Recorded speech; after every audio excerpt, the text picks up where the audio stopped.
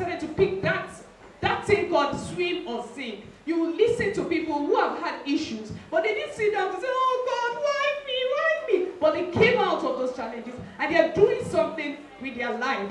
Because challenges will come, whether you like it or not. It is not a cause. It could be in your career, it could be family, it could be something in your marriage, it could be something else, you know. But what do you do with those challenges? And that's why we're here today. Our speakers are there are people who have gone through issues, but they didn't just sit down crying and say, oh God, why me? But they came out of those issues and they're doing something with those things that they've, gone through. Okay, so I'd like to thank our partners, a lot of partners, Ultima Limited. A round of applause, please. So they're going to be showing us on Get TV, channel 129 on Saturday. Then we have Sleek Studio, a round of applause. Sleek, the makeup brand. Then we have Sophie, a round of applause. Then we have Clean, Eco Supreme Resources. Then we have Pepsi, they give us free drinks. Yeah, and many more. A lot of online media partners. So, I'm not going to be doing this alone. I'm not, like I told you, I'm not a professional MC. I've got a very strong but mighty woman who is going to be working with me. Ladies and gentlemen, she's at OAP on Rhythm 93.7.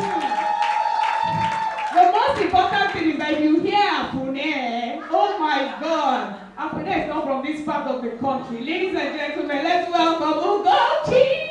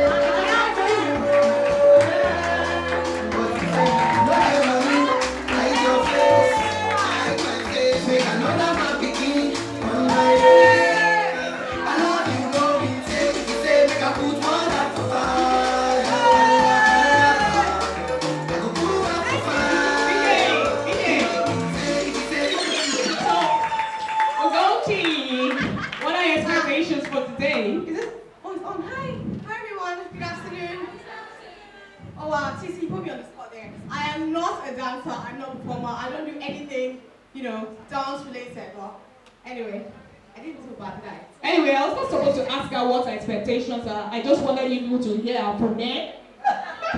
Do you know what? This girl, guess out.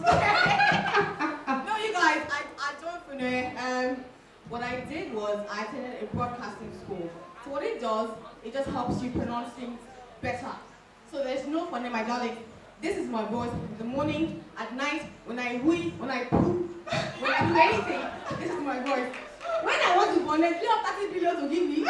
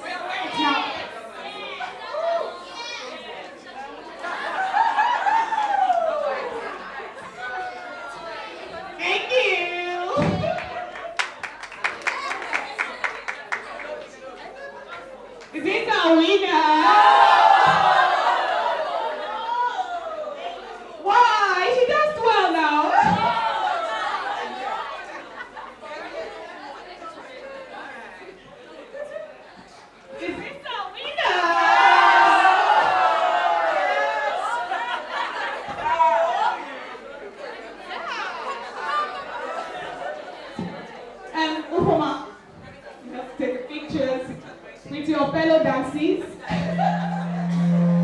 Photographer? Yeah. I warned you guys before that this girl, hey. But if you feel you can deal with this girl, please, this designer shoes cannot go. There's somebody, Roke. Roke, are you ready? If you know that you can deal with her, one more person, Nancy. One more person, is she just going to take the shoes like that? Okay, just dance for us before I give you the shoes. DJ!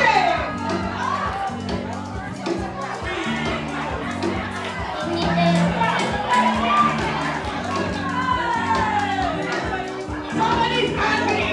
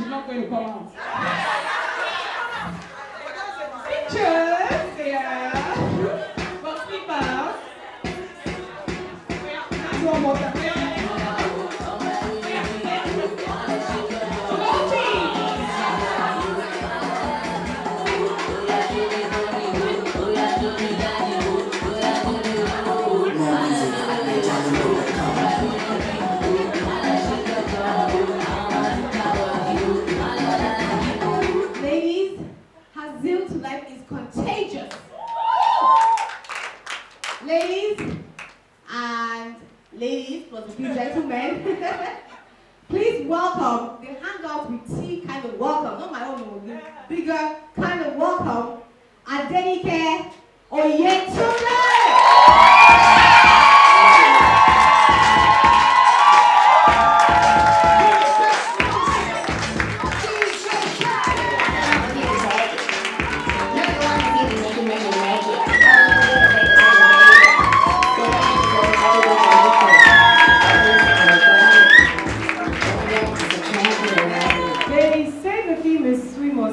And without a doubt, very obvious reasons as to why I was invited here to come and talk about how I survived and not killed myself, and very honestly, sometimes I think the story is tiring. I'll be very honest. But I remember that a few years ago, I was talking to God and I heard him say, for as many opportunities that you would get, even to people who know you and people who live in the same house with you, to be a different experience. It's been 12 years that I lost my right leg to cancer. 12 years of disillusionment, 12 years of confusion, 12 years of pain, 12 years of questions, 12 years of happiness, 12 years of joy, 12 years of living optimally, 12 years of confusion. The moment I was told I had to lose my name to cancer, when the doctor was talking, he was talking, so you have cancer. This was a Wednesday, by the way. So you have cancer, and I'm looking for a surgery to amputate your leg in a few days' time. In my life, I've never heard about cancer. I do not know anybody that had cancer, And that was the first diagnosis. When I looked at him, I said, "You're not talking to me," because I knew he didn't know what he was saying. And somehow, the story out there was, once people did not know what they were doing, they just tell you facts.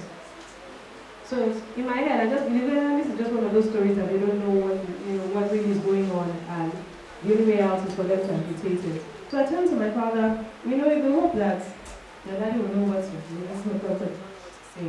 And my father was crying. So I was disillusioned. I went blank. I was shocked. Because I was wondering, my father is crying. I said, how? This is not possible. And then he's now decides to think. I'm just trying to encourage my dad. Daddy, don't worry. You don't know what he's saying, Daddy. All these people that they know what they're saying. But I just wondered, at the initial stage, why it had to happen to me. Because I knew friends that had like 10 siblings and their fathers were not responsible. Friends that had 6 siblings. And I would wonder, why didn't it happen to one of those families? Why did it have to happen to me, who was the only child of both my parents? I guess that as the years have continued to unfold, it becomes clearer. 2 weeks ago, last week, I was visiting my friend and I was saying, I asked God recently that, we could have just continued to spread this hope and possibility story without having to let my second leg go. But I guess until I get to heaven, I'm now sitting down and say, you always understood the story and the struggle of other people. And to me, it still doesn't make sense on some days. I'm being honest. There's some days I wake up and I just want to get out of bed without purchase. There's some days I just want to wear certain things without having to wonder about, will it fit, will it fit, how will it look? And in those days, I'm being very honest with God and I say, but you know that you shouldn't be here. And these are the moments where quite often people don't talk about. Because everybody believes, because I'm always smiling and I'm energetic. I can never be stranded. Yes. I can never. Look, I'm not saying this to excite myself. It is what I know. I have seen God come through over and over and over again. It cannot happen. If the birds that do not matter as much as a human being can be cared for, I don't know what the problem that you're facing is, that God will not care for you. I don't know how to energize people to hype you. It is my experience, just my life. And that's what it is. I have been, when I was ill, there was a time that we did not have any money. Any money we had was 10,000 naira, home, abroad, naira, domiciliary, savings, forex, 10,000 naira. My father, my mother, and myself. And I remember calling my roommate's mom then. When I called her, she was excited because everybody had been trying to find a way to reach out to us, but nobody understood how. So I sent a message and I said, Esma, 10,000, you're cool. And there are many instances like that. Not everyone has the luxury of having an alternative or where to go to. Not everyone does. And in those moments, I'm grateful to God for the journey. I've met people who had very interesting stories of abuse. I met a lady whose brother abused her constantly for years, blood brother. And it just again emphasized to me that nobody has one challenge or two. I don't sit back and have a pity party. That's something I don't like. So to see God break me, God is literally breaking me in this season of my life, and He's telling me, ask for help. I know it. I know that's what He's teaching me in this season of my life. Because you cannot just ask for help. And gradually, what he had done prior to this is to teach me that for people who love you, give them an opportunity to either say yes or no. So when you ask for help and they say no, you're not offended. I understand that now in my journey. No one owes me anything in life. First time to get an artificial leg, $21,000. $1 of my father's money, my family money was in there, not one. And it was just God. So God has placed people in at different junctures in my life that in the moments where I start to question, why did you let this happen? He just always comes through. For people who understand prophetic and words of knowledge, there's nothing that calms you than to meet a random stranger tell you the word from God that you need for a season. And because I have obeyed at different points in my life, I know without a doubt that through the many days that I wake up and I sleep, God is real. People have asked me, oh, can you ever marry? Will somebody marry you? Can you carry child? All those ridiculous questions. Do you know the interesting thing? When I went back to school, when I resumed school for the whole cancer treatment, another 2 weeks I started to date somebody I had never known before. It's a different case if you know the person that you are friends, the person now trying to compensate. She has 2 legs. I never heard about him, never met him before. I'd heard about him from my friends that would come to see me in the hospital. And they'll go on and on about this person that just moved into our hostel that is so in love with me, blah, blah, blah, blah, blah. So we became friends, and in maybe 2-3 weeks, we started to date. And sometimes I'll sit back and I'll just ask God that, I don't know if that reinforced my confidence. Maybe if that had not happened, I probably have started to question, would any man ever find me attractive? Just maybe. But the reality is, at the point where I was amputated, for many years, I had never had that number of suitors. And it humbles me.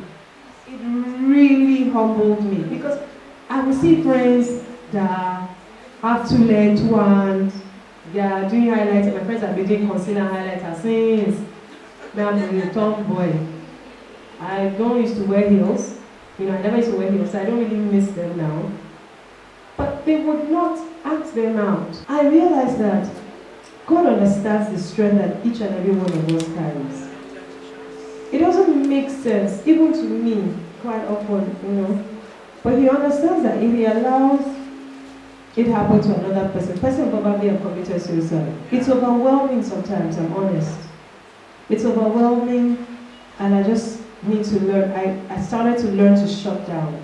It took, I think, 7 or 8 years after my amputation for me to begin to understand what the journey was. I'm still understanding it. Purpose is a journey. The vision or the mission is primarily always the same, but the expressions differ over a period of time.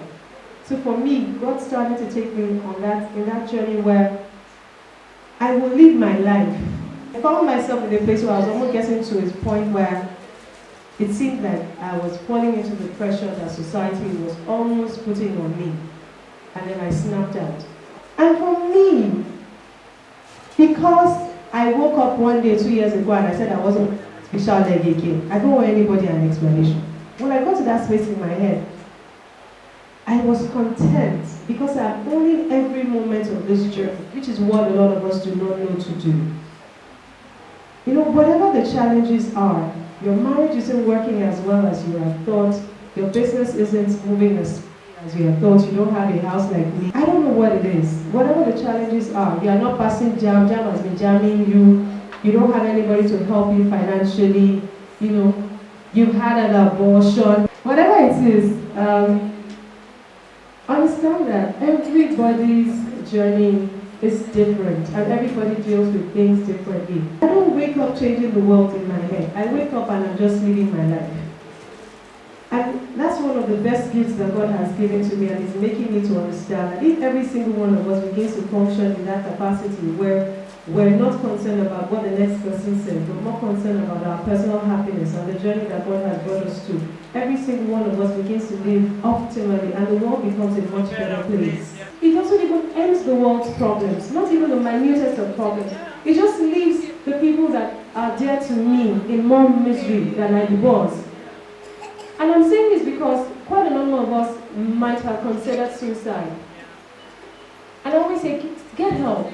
If you're lucky that the people you seek help from are also grounded in the kingdom, it's fine.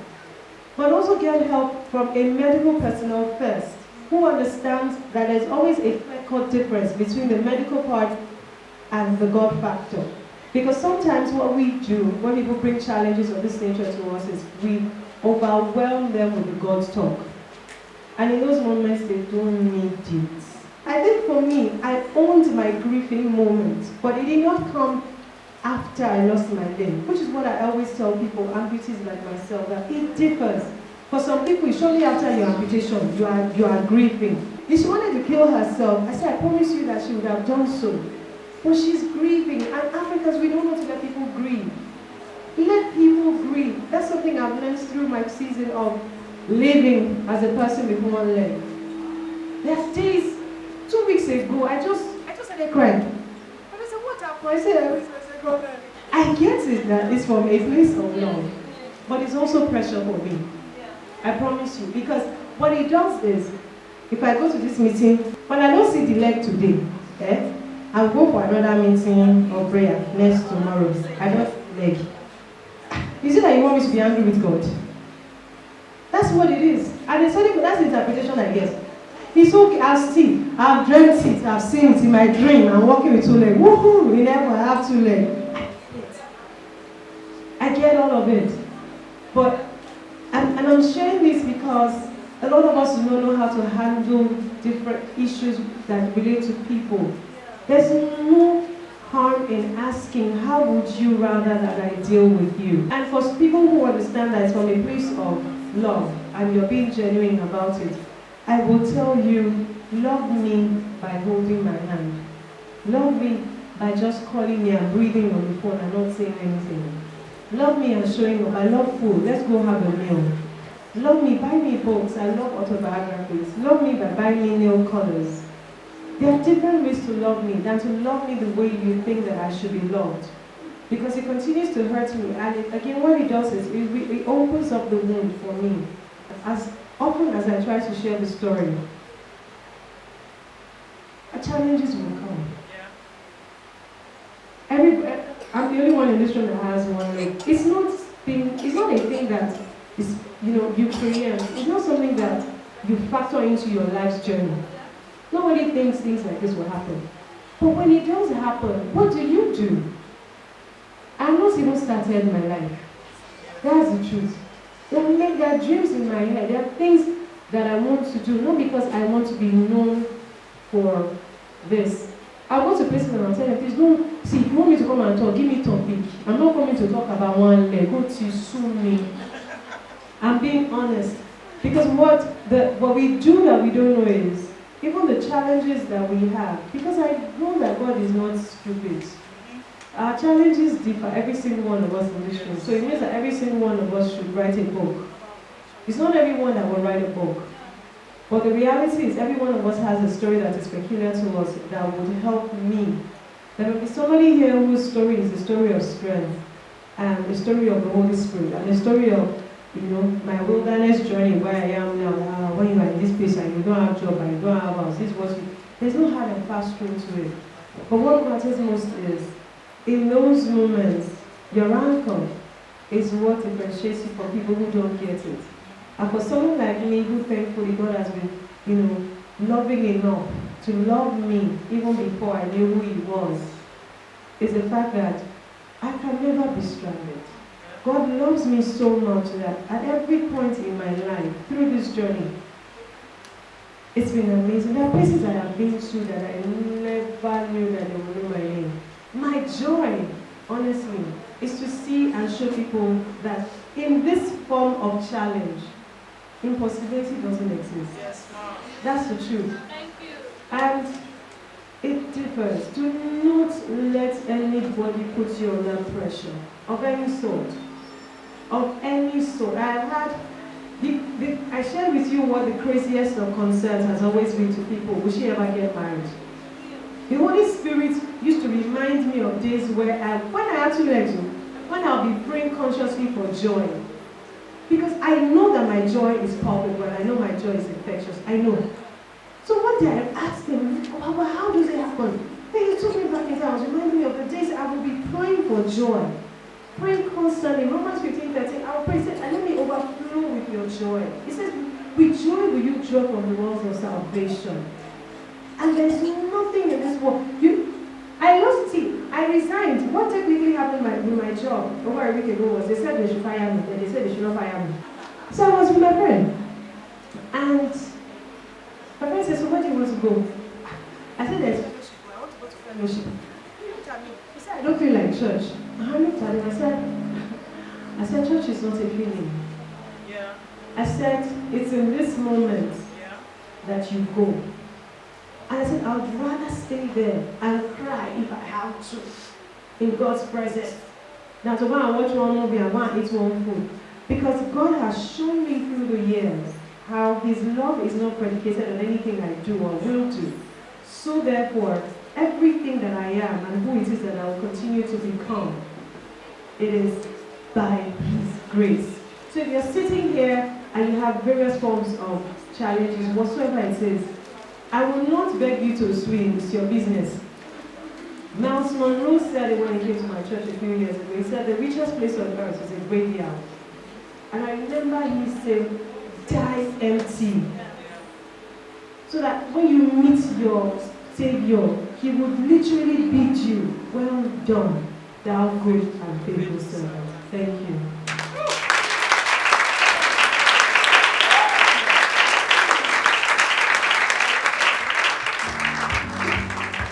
Very good relationship. So I felt things were going on fine with me. Immediately I come home, I got a job, and things were really going through. Then last week, I broke up. Yesterday, I got a call that I couldn't work with them anymore because I am bitter. So, since that time, I haven't been crying. But there's just this sense of loss that I can't get to put everything together. And I begin to imagine that, where am I? Who am I? Where do I start from? How do I move from this place? Sometimes you want to cry, but you just can't cry. And you just have to put everything together and wake up, smile at everyone, but you know that you're not there. So how do you move from that place to be that person that you want to be? Because right now I know that it has happened. I have accepted it. But I just want to be able to know. I want to be able to stop giving. All of a sudden, I'm not crying, but sometimes when I speak, it's like, you've been crying for a long time. So how do you know? That's a song that I've been singing for 2 weeks now by Hillsong. Let me read out a part to you because I can't sing to save my life. It says, Spirit lead me where my trust is without borders. Let me walk upon the waters, wherever you will lead me. That song breaks me down every time. And for me, one thing that helps me, a tool that helps me almost every time is music. Music, it used to work like magic. So I'll ask you first things, at least for things that work for me, is to check your playlist of what you listen to. Okay? It starts from there. It's not a go and pray and fast, you are fighting enemies from your father's side. Because I promise you that God is simplistic, but religion has complicated Him. And God is in a good mood. He's in love with you, even through what you're going through. I never understood it when my mentor would be saying it. God is always in a good mood. God is always in a good mood. His nature is that He's in a good mood. Whether you are in Him or out of Him, He's in a good mood. So you need those two things to register in your subconscious. It's not that you should not pay tithe. Or the time that you are owing. See, all that theatrics that we play with religion, it doesn't affect God. It's not what you do. So maybe the relationship did not work out. I don't know why. I'll be honest with you. And it's very easy for me to say something better is coming. But the reality is, something better is coming. And when I come on stage, I have something to give out.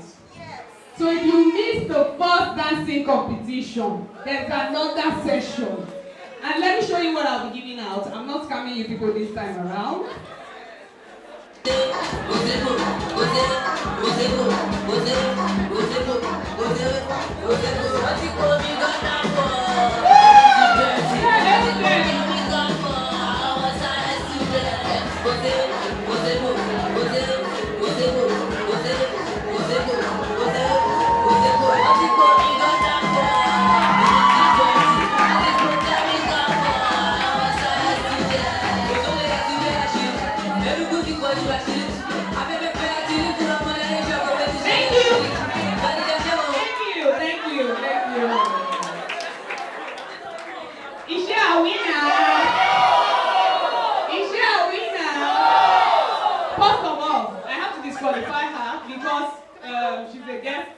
Guess what now? Clap for her, let her go and sit A round of applause! No. She's a guest performer. A round of applause. She made an effort. Thank you. Okay, so it's just the 4 people left. Last one, DJ, don't give them a song then. Oh yeah, help them now, like people. Help them.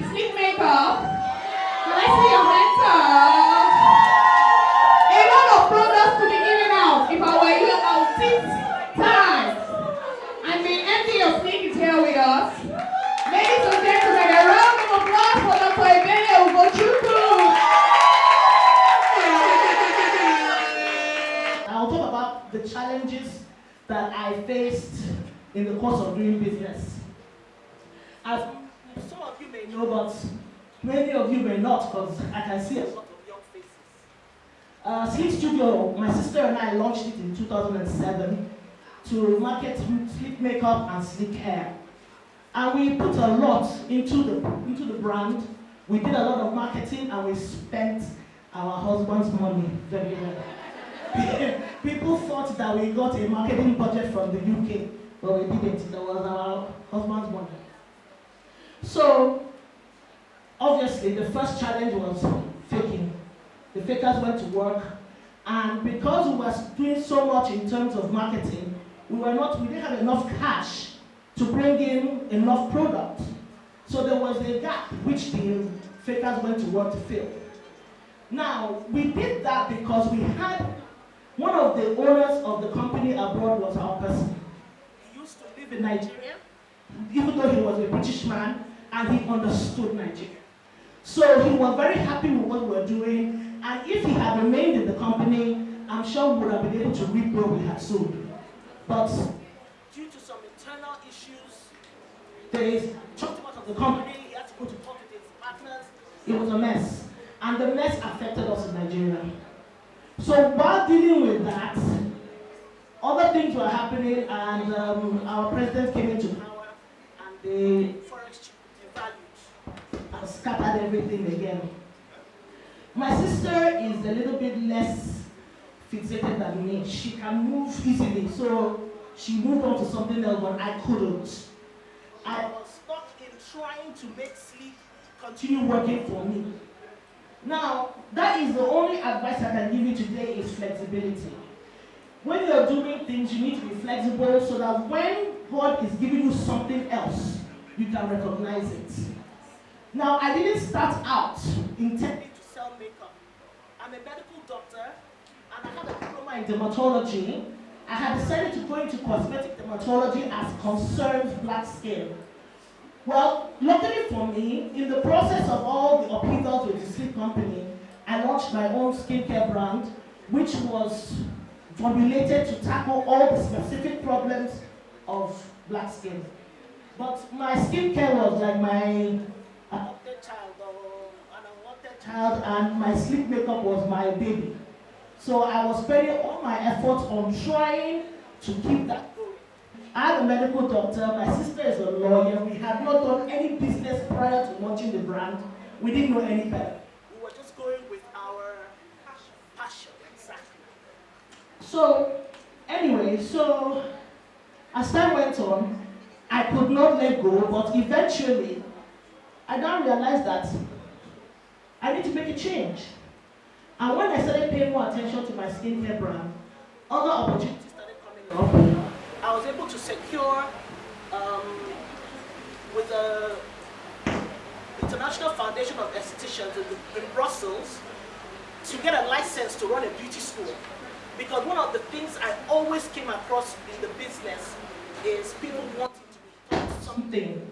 They want to learn how to do makeup, they want to learn how to do facials, they want to learn this, every Nigerian girl I came across wanted to be taught something that she can make money from.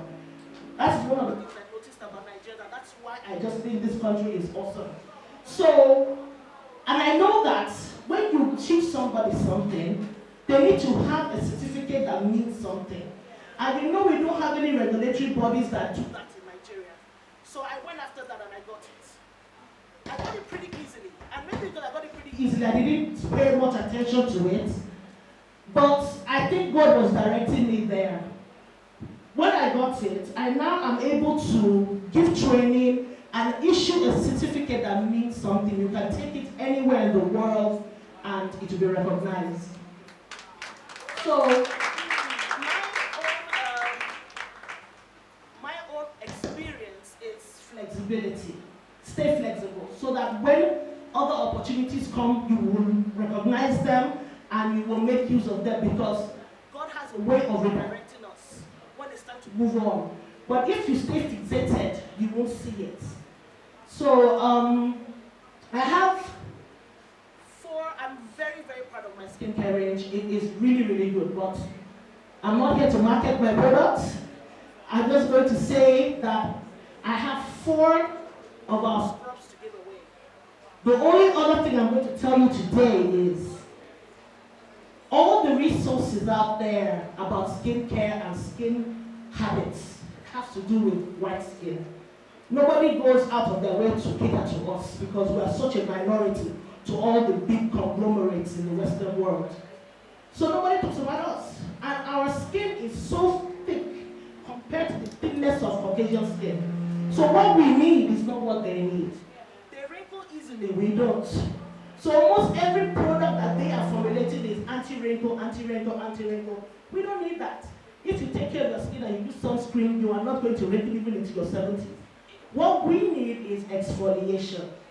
Everybody will tell you need to exfoliate once or twice a week. You need to do it every day for your skin to be at its optimum.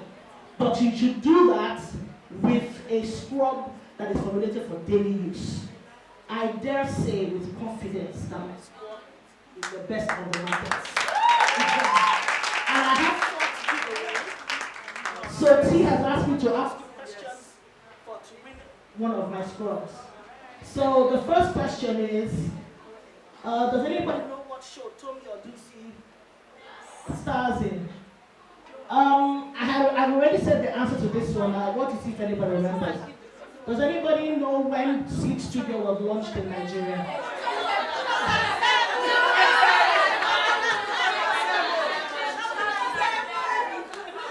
Okay, one score for you. I have 2 more. Sorry? I can't hear you. Oh, okay. So, this one we may be a bit hard. Does anybody know who the first face of sleep was? Sorry? No. Okay, let me look for it.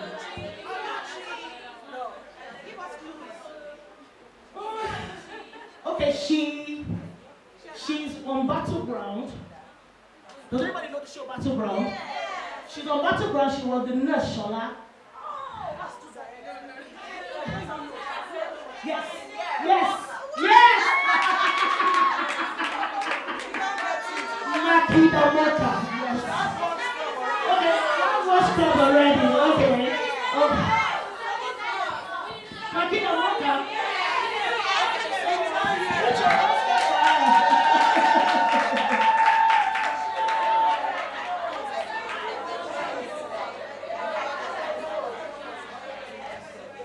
Okay, final question. What SPF is optimal for you to use every day with your sunscreen? Yeah, what SPF? What's it?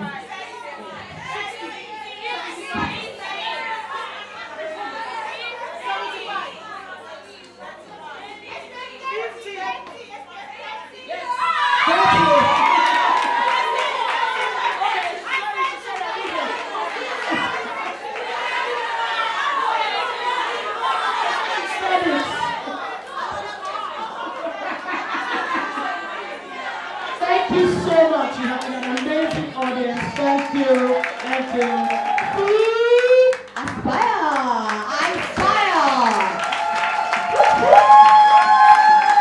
So I said I forgot to ask about the demography of the audience, or perhaps I did and I didn't take note of the response. But when I walked in and I saw a lot of young women, and I particularly like to talk to young women because I'm someone that believes in the theory that prevention is better than cure. I know, like many of you are like me, you know that Sunday afternoon sleep? Who understands? That Sunday afternoon sleep, that hot sun after service, you know that sleep? Who is a witness to that kind of sleep? So for you to live that kind of sleep, for you to sacrifice that sleep to be here, that means you take your life seriously. So I celebrate all of you here. Then I'll spend 1 more minute to celebrate somebody. The lady who sat down and thought about putting this event together. So if I don't have you here, I'd like you to come here and take a bow, please.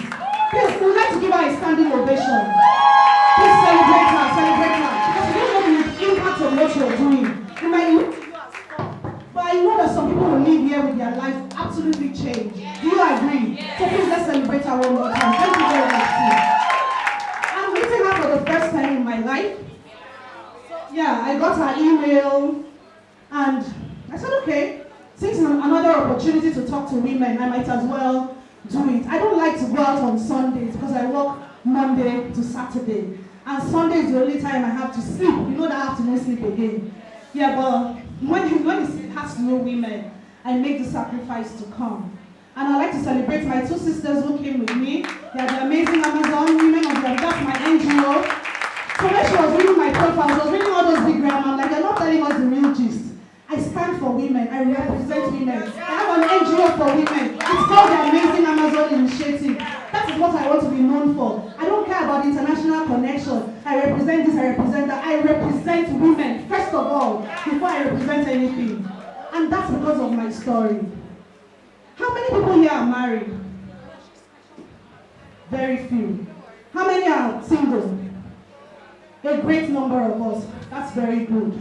So the audience actually represents what I have in mind. So I would like you to pay close attention to what I have to say.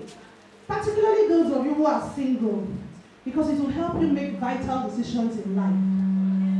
Before I start, let me ask you a question. I was going to ask this question. As women, what are the things that stop us from achieving our goals? What are those dream stoppers that are common to women? I would like you to talk. Finance is general. Finance is general, that's for everybody.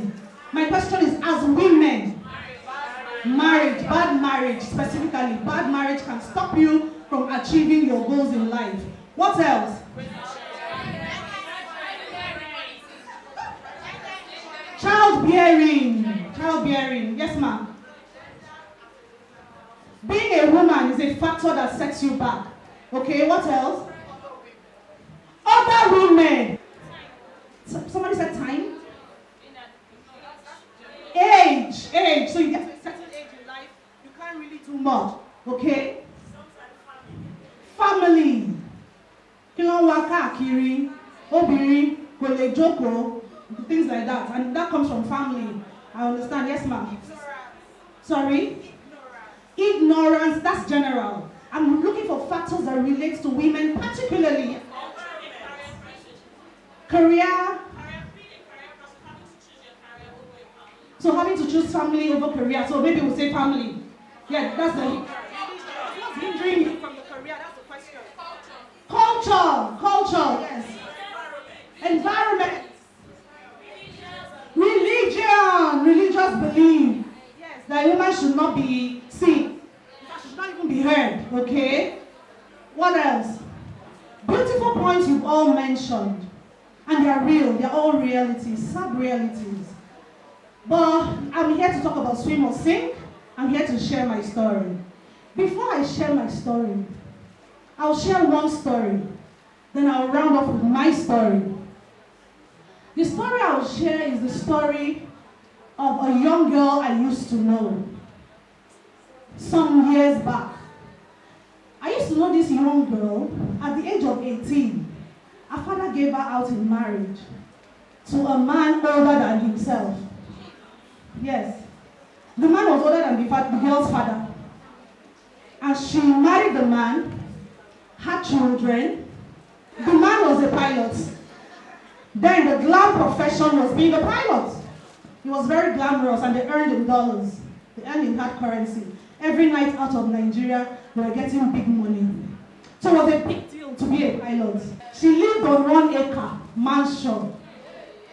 And everything was looking good. But the truth is that the girl was dying inside. Because the man was abusing her physically, sexually, emotionally, spiritually, and mentally almost on a daily basis. Because he was much older, so everything the girl does, or anybody the girl talks to, or anybody that looks at the girl with one wink, wants to sleep with her. That's if it's a man. If it is a woman, she wants to introduce a man to her. So there was a lot of insecurity in the marriage. So she suffered for things that were not directly her fault, but of her circumstances. The man was a serial polygamist. So he's been married over and over and over again. The girl was like the fourth wife. Legal wife now, legal, the one that they did wedding. Others that came and passed through that there was no wedding was unrecorded. We didn't have to record those ones. So the girl went through so much. There was a lot of abuse in the marriage. During her first pregnancy, he beat her up, he rolled her down the staircase with 8 months pregnancy. Now these are true life scenarios. I'm not trying to tickle your ear this evening with stories, tales by moonlight.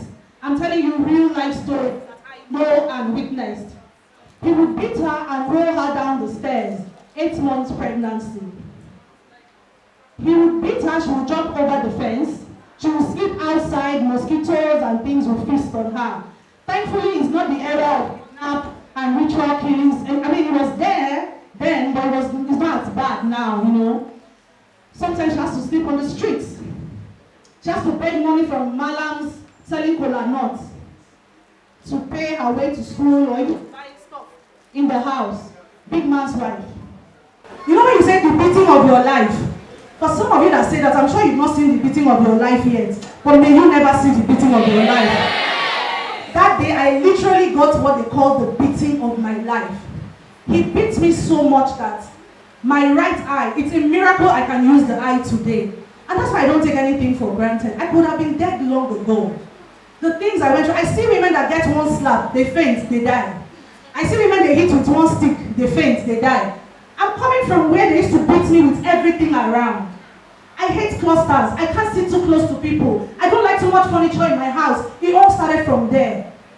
I have a phobia for clusters. In my house now, we don't have too much furniture. It's just the chair and the center table. Because where I'm coming from, they used to beat me with every furniture in the house. Dining chair, vase, anything.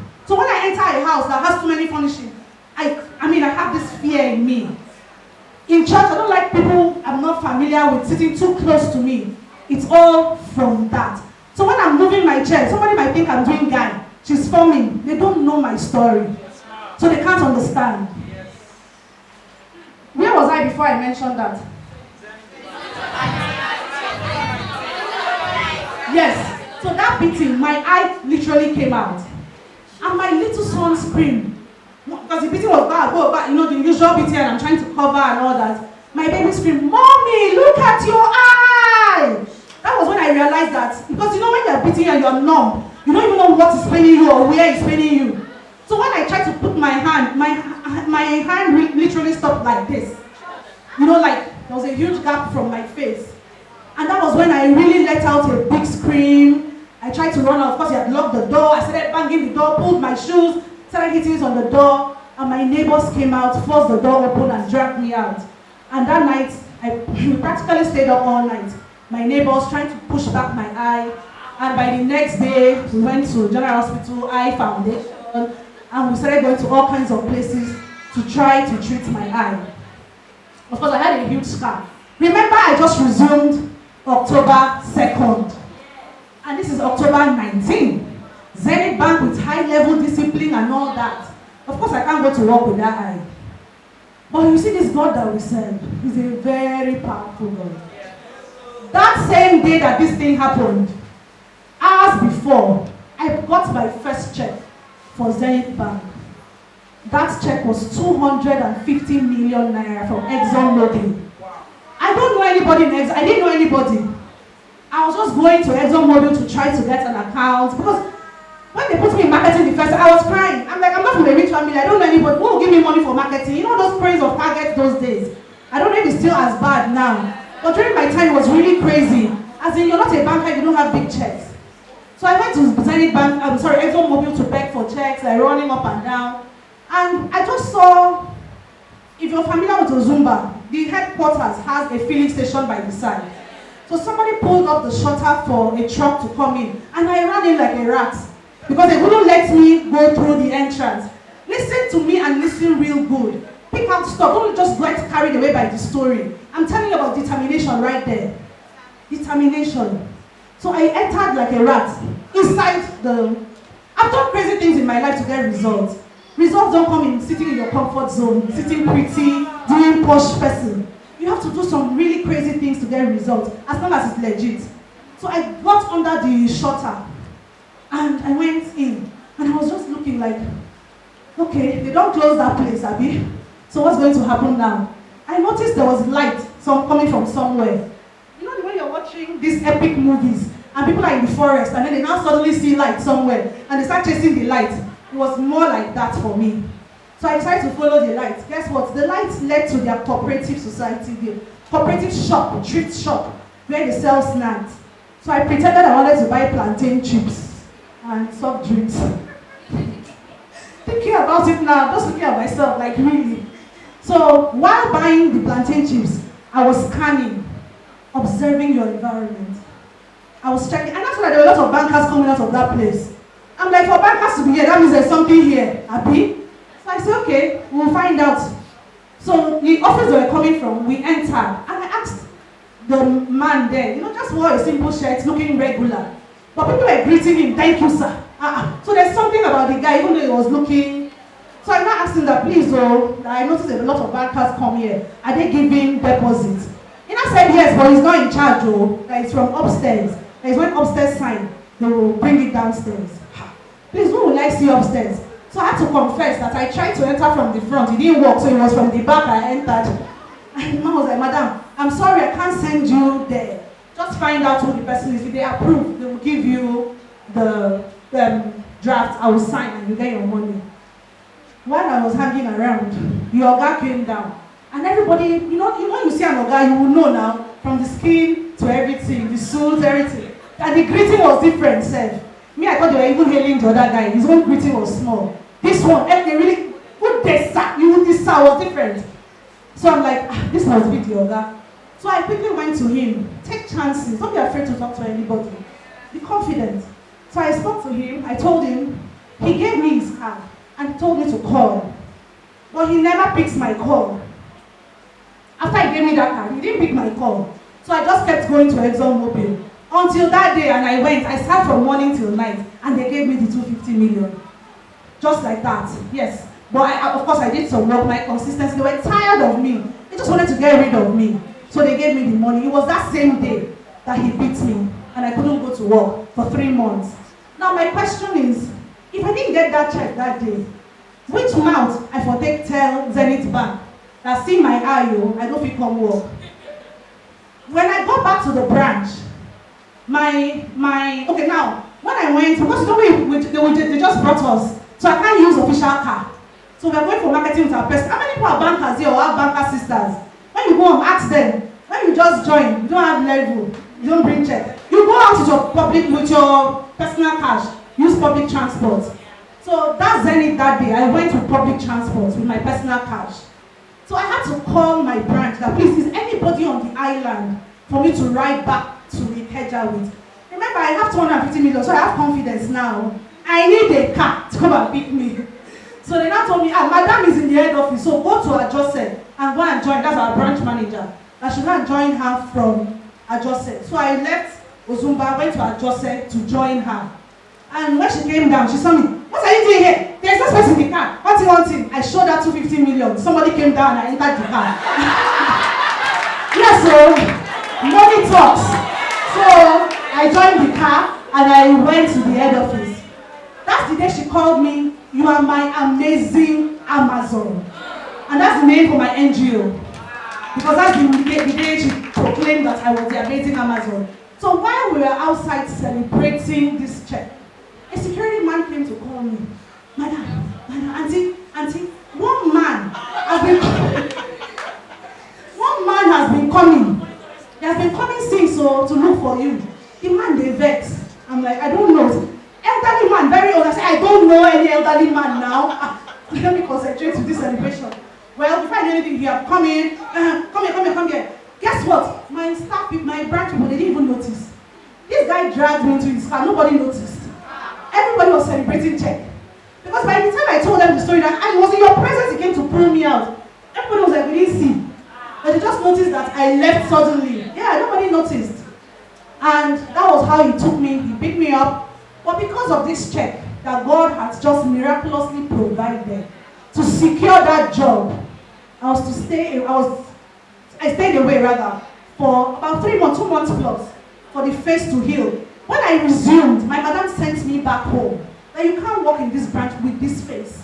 Because I put plenty pancake, Mary Kay, everything, hoping that it will conceal. My madam said, no, you can't work. Go back. Because this is an embarrassment to our branch. When customers come in and see your face like this, doesn't speak well of us. Go back home. And so you can see that money came in just, yes. Otherwise, that was the end of that job. So that was where I had the boldness to leave. I see a lot of women come to me, my husband is abusing me, is mistreating me, I want to leave. And I tell them, leave to where and leave to what? You need to lay a foundation before you leave. If I didn't have that job, I would have suffered in capital letter. Because nobody was ready to support me. I was like somebody who had Ebola. You know the way people run away from people that have Ebola? That is how I was treated. I was victimized, I was stigmatized. Nobody wanted to have anything to do with me. As a matter of fact, it was when I remarried that my friends raised from the dead. People now started coming out like, so you still have my number. So you're still in Lagos. I started seeing people coming up like somebody raising from the dead. But in all, it remains a lesson for me. If I didn't pass through that experience, I probably wouldn't do what I'm doing today. I'll be living my life like a regular woman. Spend money to buy 25 inches weave on and Brazilian hair, buy all the gold in the world, carry the latest designer bag. You know, the things that make women happy. I'll probably be doing that. But you see, different things appeal to me right now. Different things touch me now. Different things make me happy now. Talking to the women like this gives me the greatest joy. Well, I've been battling with migraine for some days now. Guess what? When I hold the mic, I don't feel it. Yesterday when I was talking, I did not feel it. When I went home, I slept from 8 p.m. to 8 a.m. this morning. Bad headache. But the moment I hold the mic, I don't feel it. These are the things that give me joy. Talking to other women, inspiring them, helping them to know that, look, you can't go through anything that should let you sink. Nothing should sink you. Because God has given you the ability to swim. Yes, ma'am. You only sink because you want to. Yes. Not because, oh, I don't have the opportunity to swim. No. You have a floater. And that's from inside of you. If I wanted to die, come out and be doing pity party, hey, Joe, people should see what man has done to me. I could be singing that song and sing it for the rest of my life. But I decided that I would not let anything put me down. I told myself, the sweetest revenge is success. The day I was leaving him, I told myself, you will read about me in the papers. That's what I told him. I never insulted him for once. He's much older than me. He's older than my father. So there's nothing to insult him about. There's no ground for insults. It's not like he will talk, I will talk. But the only thing I told him then, I said, watch out for me. You will read about me in the papers. And I know he's doing that right now. Because that he might not be able to say it to me. So tell yourself that whatever is putting you down, you will make that thing shake. You will say, human being, bring the best out of it. That person will even regret doing that to you. It's a situation. Kill that situation. You have the power to do that. Do you know what I mean? So it's now, you see me, you admire my talk. Do you know where I'm coming from? I always post something most of the time. It's always on my DP. I'll say, if you don't know my story, you won't understand my glory. Everybody has a story. If you don't have a story, how will you have a glory? So take what you're going through as a learning point. It's for you to learn. It's for you to become better. You know your goals. All of you wearing gold jewelry. You don't dig it out and form gold and start wearing. You have to go through what? The fire. You have to refine it for it to become gold. The same thing with diamond. You have to polish it. It goes through a process. So for you to become a fine jewel at the end of the day, you have to go through refinement. The petal of roses, before it will come out and have that sweet scent as perfume, what happens? It has to be crushed first. So whatever challenge you're going through, it is not you that is being crushed. It is crushing you to bring out your sweet smell fragrance. It is not meant to kill you. It is meant to make you. So please don't let any situation, whether it's about no job, no husband, I don't think the young girls I'm seeing, anybody is crying for no husband.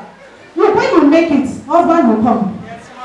Yes. If I did not come out of that situation and repackage myself and rebrand myself and begin to run the race of life, I will not remarry. The person that married me is somebody that knows me inside out. So it's not like he came and then he just met me and like, oh, fine girl, come, let's marry. He used to be my friend. He knows everything about me. Every single thing. And because we were not dating, my husband, we didn't meet. And we now started dating, like man meets girl and dates. We didn't have that opportunity. We were friends. In fact, when my ex kept threatening my life, he's one of those that used to stand as boy on the road to fight for me. So you can imagine someone that knows your dirty stories. That's the person I ended up getting married to. But because he has seen that this situation has refined this person. So let your situation refine you and bring out the best in you. Our host is already giving me signs. So before I see wonders, let me stop. I've seen her signs. Let me not see wonders. Thank you so much. Thank you. My question is, when we're saying all these things, my mind kept going to the kids. The kids. How are they doing? I know how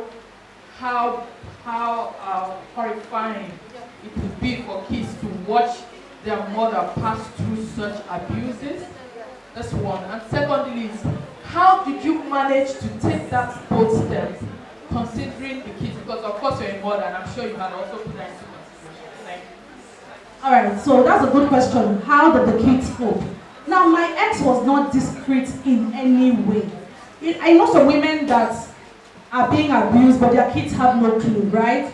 My own, he will do it. I mean, somebody that can beat me and my neighbors know I'm on the street naked, so why won't my kids know?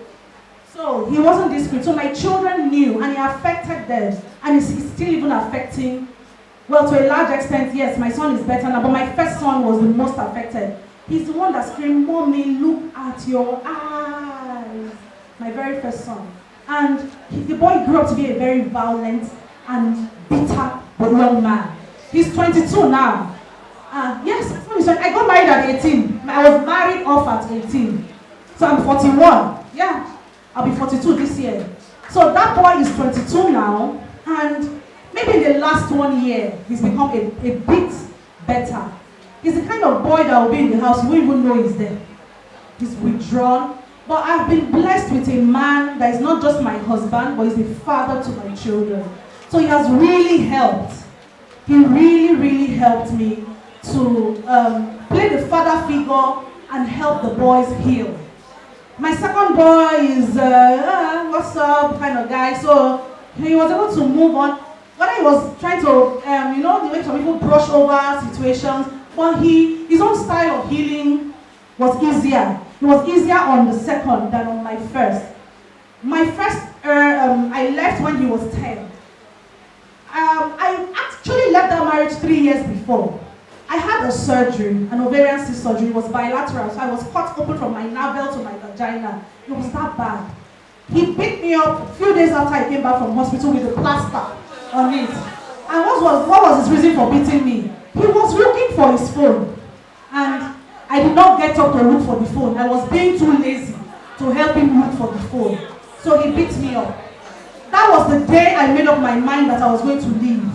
So it took me 3 years to plan my exit. I was actually waiting to get a job so that I would look after the boys. So I thought about them. If I didn't have children, trust me, I would have left long ago. So because of the children, and that's why I always advise women, don't say this person left and he walked to her, so I'm leaving. Just plan, take your time, and arrange yourself. The options were leave because if he didn't beat me that October 19th, so I would have rented an apartment, then called my family. That's the ideal picture I was painting in my head. Called my family to tell his family that I know they do it again. Bye-bye. But it didn't work out that way. I also knew it won't be easy. He would just agree because of his ego. Remember, he's been married 4 times. So he doesn't want anybody to think he's the problem. He must find a way to make the world feel, I am the problem. You get what I mean? So I knew he's not going to take it. Okay, you're going. Okay, bye-bye. No, it wasn't going to happen like that. So I just wanted to be ready. But unfortunately, it happened when I was not ready. And I'm like, if they can beat me like this, I would die. So I just left my father's house. And my plan was I'll stay in my dad's house for a period of time until I find an apartment. Do you get? So you plan. You don't just leave. You plan because of your children. But if you don't have children, hello, you can sleep anywhere. Just, even if one friend wants to accommodate you, just be rotating. I'll visit you tomorrow and I'll spend the night. When you leave there, you go to another one, I'll visit you tomorrow, like that, till you get an accommodation. Ladies and a few gentlemen, please welcome Ella Fonte. I am a spoken word artist, and I speak. See, there's something about words. It touches the deepest and the darkest of hearts. It can draw emotions from places that have laid dry for so long. So, one thing I realize is that sometimes we don't really know how much we're worth as women. He said something that women are the most powerful creatures. Like, we are so powerful, we don't even know how much, like, we don't know our strength. Yeah? So I'm going to do a spoken word. I didn't title it, I just wrote it a couple of days ago. I had something entirely different planned. But, yeah, let me just do this. You see, I have realized that we as women more often than not do not know our worth. So we rely on the amount of likes we get on our Instagram photo, how fair the color of our skin is, or how skinny our thighs are. Ever so often we seek the advice of people who've had zero experience being us. It seems like we are constantly looking for ways to measure our worth. Now, after this observation, I finally found a complete list of things that determine your worth. It might be surprising to note, but other people's opinions doesn't make that list. Their likes, dislikes, or thoughts of how you should or should not live your life, it doesn't make that list either. There's only one thing written on that list, spelled in all capital letters, Y-O-U. Yes, you. You are the only one that can accurately determine your worth, not their words or gossip or ideologies of who you were supposed to be, because you, woman, are perfect and complete. Even though though you forget it sometimes. Now, when they tell you they love you, because they will, make sure of it that they love all of you. Your thick or skinny ties, your wide or deep set eyes, your dark chocolate infused melanin rich skin, make them understand that they do not get to choose how, when, or what parts of you to love. If they love your rose gardens, make damn sure of it that they also love your thorns. Because enough is enough. We would no longer be comfortable in mediocrity. No longer would we settle because we are women. No longer would we be silent like some voiceless machine of human. Because for so long, we have been silent like some voiceless machine of human because we were afraid. No, not of them. We were afraid of us. We were afraid of the change we would speak forth into existence. We were afraid of the revolution that we could start. Oh yes, we feared the havoc that the power in our voice could wreak on the lies they had ingrained in our brains, so we kept silent.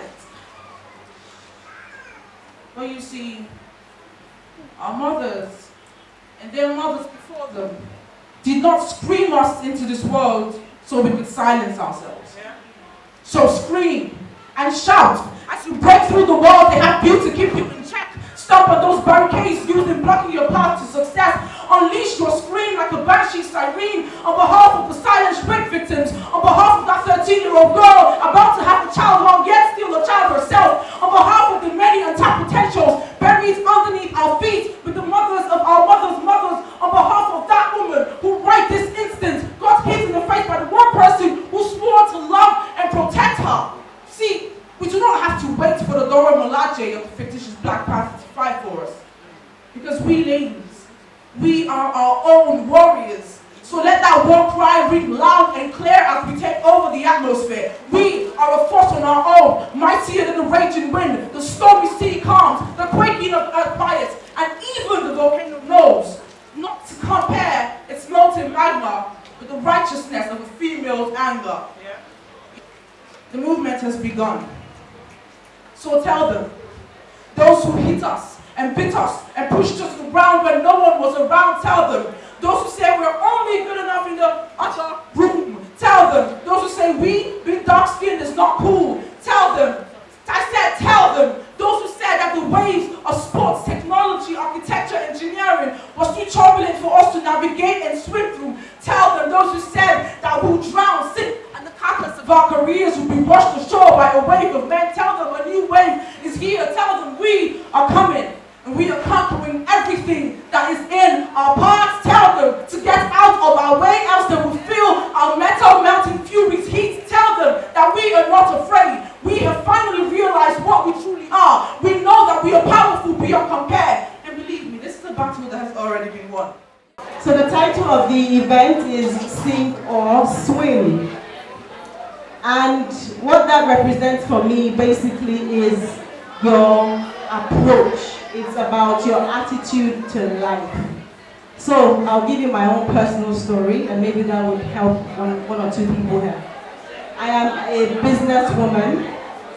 I have done business since I was a teenager. My first attempt, I think because I saw my mom as an industrious woman, I wanted to be like my mom. So she's my first role model. She's my first superhero. So as a young girl, I was excited about earning my own income. I've always been someone that I wanted to pay her own bills. So, 15-year-old, I decided to go to Cotonou to try and get, as they call it then, okrika, to sell. So I went out without, I didn't even tell any member of my family. I went to another country. You know, I risked a lot, but I was motivated by the fact that I wanted to succeed.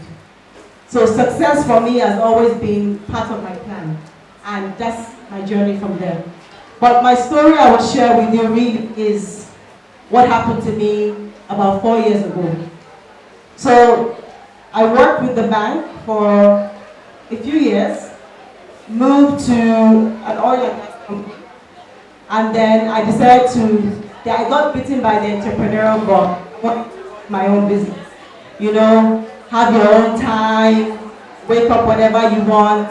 That was what I thought entrepreneurship was. So I started a business, a fashion business, and I would say I'm quite a hardworking woman. So I worked hard. I had a shop in Surulere. I sold fashion clothing and shoes. You know, boutique is every girl's first business idea. Am I correct? If they tell you if I give you 10 million naira now, what will you do? I will open a boutique. I think now it's hair, but back in the day it was mostly, I can see you testifying. It's mostly boutique. You want to go to London, to America, to buy clothes and sell. It's a good dream. But I think one of the few things that you must know, that I did not know, was there has to be a structure to every business. So I started my business, and I don't say sadly, but unfortunately, 4 years ago, I had to close that business. And it was hard. It was a tough time for me because I'd put in all my money, I'd put in all my time, I had, prayed, I had fasted, so I imagined that it would work. But when the business collapsed, and the reason why I shut the business down was because I was doing so much work, I was putting in money, but I couldn't get the returns back. So when I went back to the beginning, I realized there were some things I did not do. I did not know what it means to run a business. I didn't understand profit and loss, balance sheet. I didn't put all those things down. All I had was capital, and I wanted to run a business. So the first thing I would advise when you're running a business, make sure you do a lot of research and make sure that you are going in the right business. It's not every business that you can do. Okay? So 4 years ago, I had to shut that business down, and it was a painful time for me. My sister is here, one of my support systems, and it was tough because I had put in a lot of work and time. And the assumption that every business will succeed, we all have that. As long as you have prayed and you have, gotten the shop, there's no how to shall work. That's not true. There are a lot of things that go into business. So I found out, I think 4 years ago, I had to shut down the business. And at that point, as the title of today, I had to decide if I would sink or I would swim. The challenges were much because I had lost all my money. Every couple I had, I went to that business. I had lost all my money, and I was now in a space where I didn't know what to do. I didn't know, how do I pick up myself from this, because I really loved fashion. I loved the business, and I put my time, I put my energy. And now I was looking around thinking, where do I go next? So it was a tough time for me, but I think one of my greatest strengths is to understand that a reinvention a rebirth is always possible. What I'll say to you, the first thing about sinking or swimming, it really is about believing in a rainbow. You have to believe that you have something inside of you. So even if you do a business today and the business doesn't turn out as you expect, you have to be able to separate your business failure from yourself. So I had to tell myself, okay, my business did not work out, but Tochi is still a success. So my business failing does not affect who I am. It's just a business that has failed. It does not mean that my life is over. Okay? So I had to pick myself up, and I started to now think of, okay, let me go down a path of purpose. Have you heard about purpose? If you know what you are here on this earth to do, then you can channel a business through that channel. And that means if you do what you're here to do, then you have will, because the Bible says, if we're all Christians here, the Bible says before you were formed in your mother's womb, what happened? God knows your name. So there's a reason why we are all on this earth. And as my business had collapsed, I thought the best way to start afresh was to go back to what? The beginning. Was to do what? Was to go back to the beginning. So I can ask questions, maybe the questions I failed to ask the first time in starting another business. So that, after the business failed, it was the year of, I was doing everything. I was a hustler. everything that came on my lap I would do as long as I would earn an income, because I believe in earning your way. So I was doing everything. I went back to, trading. I was selling anything that was sellable. I had a connection with someone that was going to China, my mom actually. I sold some hair. I sold anything that was you pay money for, I would sell. The one thing I knew was that I would succeed. So it took me about a year and a half or two of kind of going back to the core of who I was and what I wanted to do. So I went back to purpose.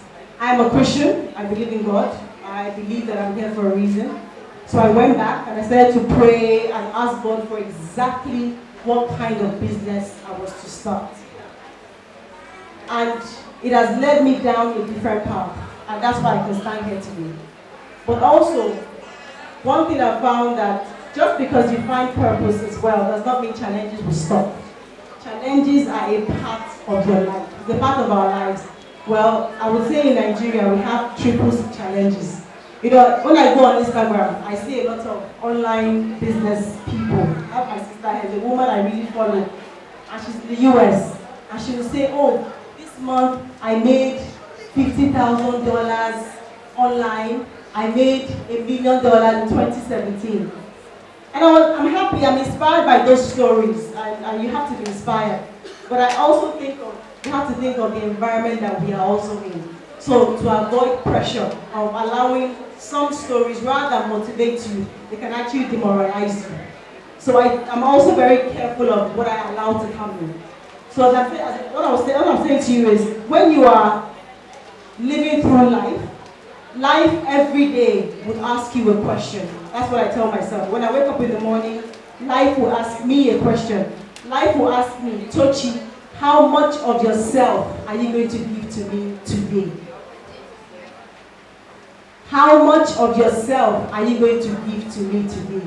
I think what separates successful people and unsuccessful people is the mindset, is the attitude you have.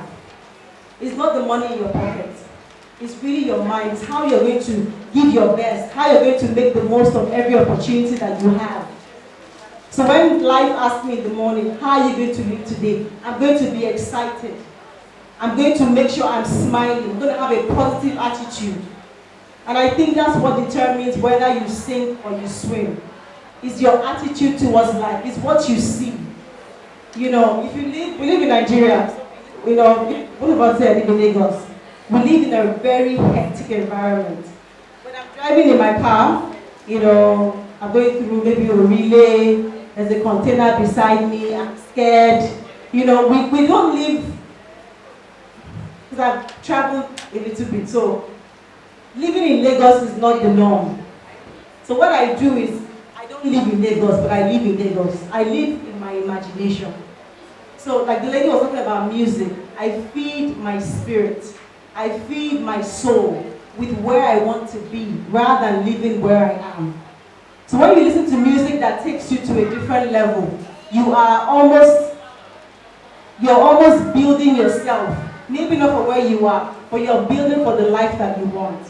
So one thing I would say that determines whether or not you sink or you swim is your mindset, is your attitude, is how you approach life. There's some people that they would always see the glass as half empty. And there's some people that will always see the glass as half full. And that is what determines whether you sink or swim. Sinking or swimming for me is how you interpret opportunities. I went to a training, I think a few weeks ago, and there was a picture that was put up in a class. And the picture was of Oshodi. Rowdy, busy, was like Oshodi used to be in the past. And they asked everybody in the class, what do you see in that picture? And so people were shouting, too many people, there's no road, congestion, that's what some people saw. Some other people saw, I can sell pure water in this Oshodi. I can do a business of transportation. I can do a police stop. So it's basically how you see life, that life pays you back. So in that same picture, two people can see two different things. And that's what determines whether you sink or you swim.